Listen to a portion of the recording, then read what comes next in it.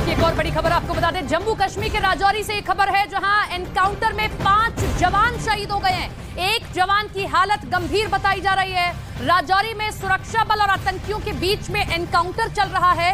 सुबह राजौरी के कड़ी के घने जंगलों में आतंकियों के छिपे होने की खबर मिली थी, जिसके बाद से सुबह से ही सेना का ये ऑपरेशन त्रिनेत्र शुरू हो गया था।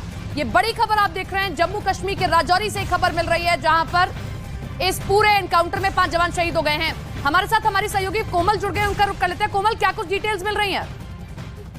देखिए सपना, ये बहुत बेहद दुखद खबर है कि सुबह 7:30 बजे का ऑपरेशन शुरू होता है। हालांकि जब से बीसी पुंछ में ये ऑपरेशन, ये एनकाउंटर, बड़ी खबर आई थी कि 5 जवान शहीद हुए थे, उन 5 जाबाज जो जवान थे जिनकी शहादत का बदला लेने के लिए तब से सर्च चल रहा था, ऐसे सर्च में उस शहादत का बदला लेने के लिए 5 और जाने जो है वो चली गई है। बेहद दुखद खबर है क्योंकि सुबह से ही ये सर्च कल रात से ही चल रहा था। हालांकि हेलीकॉप्टर से भी सर्च लगातार चल रहा था। तस्वीरों में भी आप देख रहे होंगे लगातार कि जिस तरीके से हेलीकॉप्टर से सर्च लगातार चल रहा था।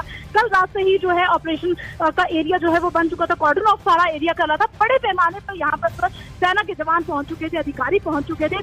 सुबह 7:30 बजे एक विशेष सूचना मिलती है जो वहाँ पर एक बड़े हाइड आउट में आतंकवादी छुपे हुए हैं। जैसे ही हमला करने के लिए यहाँ से हमारे जवान वहाँ जाते हैं तो एक विस्फोट वहां पर होता है और हमारे जवान जो है उसमें घायल हो जाते हैं, जिसमें उनकी जान जो है वो चली जाती है। ये बेहद दुखद खबर है, लेकिन 2 आतंकियों को भी मार गिराया है सेना ने। ये भी एक खबर यहाँ से आ रही है कि 2 आतंकियों को मार गिराया है और भी 2 ग्रुप्स में आतंकियों की छुपे होने की आशंका जो है जताई जा रही है।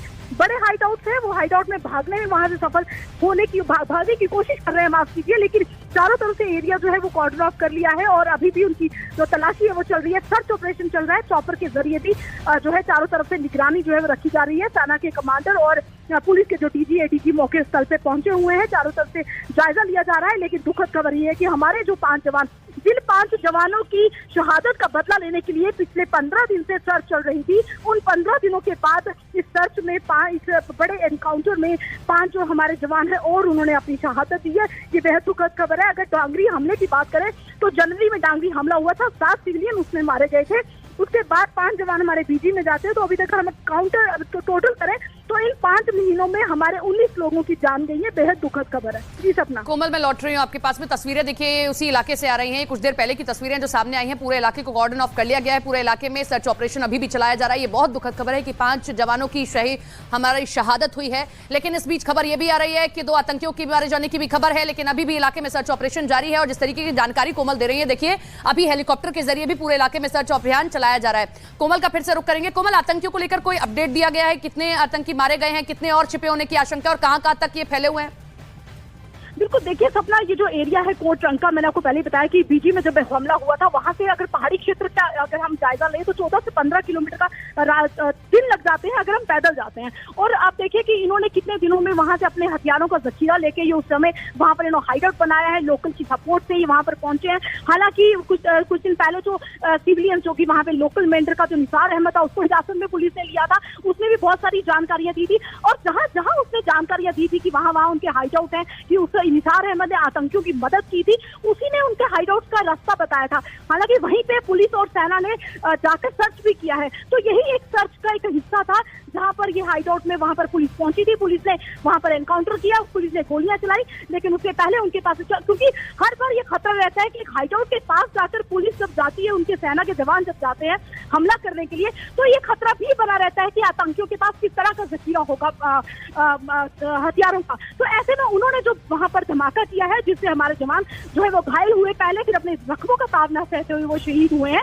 हालांकि हम बात कर रहे थे कि 5 जवानों का शहादत का बदला लेने के लिए हम 15 दिनों से सर्च कर रहे हैं और हमारे जवान जब वो बदला लेने के लिए पहुंचते हैं, जब मैसेज आता है कि फलाने हाइड आउट में मिलिटेंट जो है छुपे हुए हैं, एक बड़ी कामयाबी सोच करके जब वहां जाते हैं, हमला करते हैं, तो हमारे ही जवान जो है 5 वो जान गंवा देते हैं। बेहद दुखद खबर है। लेकिन 2 आतंकियों के मारे जाने की खबर तो अभी तक आ गई है, वो कंफर्म है कि 2 आतंकियों को मार दिया है, लेकिन और भी आतंकियों के छुपे होने की खबर है। और बताया ये जा रहा है कि पाकिस्तानी आतंकी हैं जो वहां पर एक बड़े हाइड आउट के साथ बैठे थे, बड़ा हथियारों का जखीरा उनके पास है। हालांकि ड्रोन के जरिए इनके पास हथियार आए थे। ये कुछ दिन पहले ही निसार अहमद ने पुलिस में बताया था, क्योंकि पुलिस ने जब हिरासत में लिया था निसार अहमद को, तो निसार अहमद ने ये बिल्कुल साफ कहा था कि पहले ड्रोन से पैसा आता है, फिर ड्रोन से हथियार आते हैं, जो कि निसार अहमद के पास आए थे।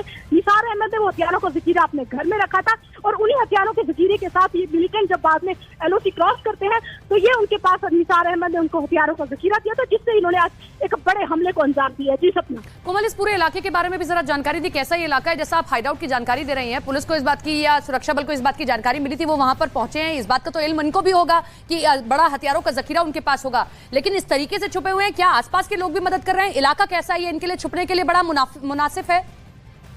बिल्कुल सपना, देखिए जिस थोड़े दिन पहले ही दरहाल में जब हमने देखा कि दरहाल में डीजीपी दिलबाग सिंह, एडीजी, बहुत सेना के अधिकारी जब वहां पर पहुंचे थे तो उन्होंने वहां पे सर्च किया था। उन्होंने खुद हमारे सामने मीडिया में लाइव कहा था कि यहाँ पर एक नहीं बल्कि 4 से 5 बड़े हाइड आउट है जहाँ पर वो छुपे हुए हैं और लोकल लोगों की सपोर्ट मिली है। और तस्वीरों में भी आपने देखा होगा कि घना जंगल, एक डेंस फॉरेस्ट एरिया है जहाँ पर एक से दूसरे घर की दूरी किलोमीटर के हिसाब से होती है, नजदीक घर नहीं है।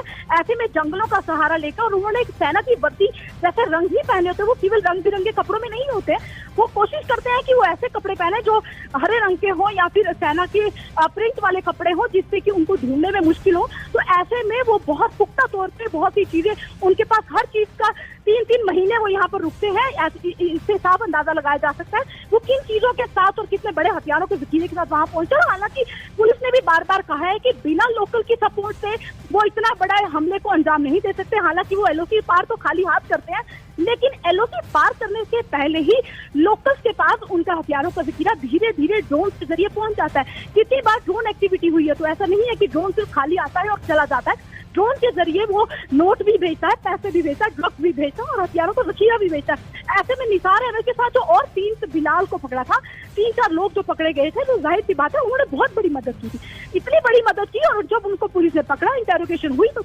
उसके दौरान उन्होंने खुद उगला था कि उन्होंने किस तरीके से उनकी मदद की है आतंकियों की, और किस तरीके इस मदद के बाद उन्होंने खुद कहा, निसार अहमद ने कुछ दिन पहले ही कहा था कि कितनी जगह पे उनके हाइड आउट है।